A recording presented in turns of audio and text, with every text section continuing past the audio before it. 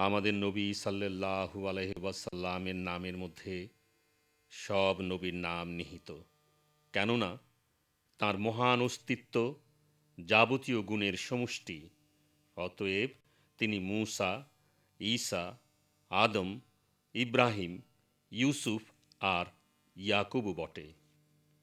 এদিকে ইঙ্গিত করে আল্লাহ তাআলা বলেছেন, ফাবে হুদা হুমুক্তাদেহ, সূরা আনাম ৯১ আয়াত।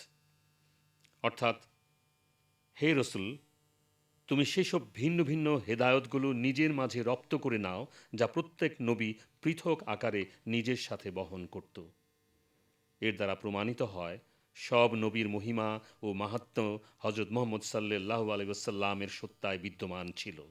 প্রকৃতপক্ষে মোহাম্মদ সাল্লাল্লাহু আলাইহি ওয়াসাল্লামের নামই এদিকে ইঙ্গিত বহন করছে। কেননা মোহাম্মদ শব্দটির অর্থ হল যার অপরিসীম প্রশংসা করা হয়েছে।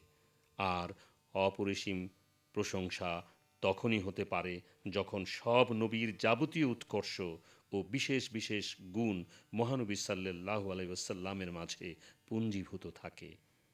আয়নায়ে কামালাতে ইসলাম, রুহানি খাজাইন, পঞ্চম খণ্ড, পৃষ্ঠা ৩৪৩।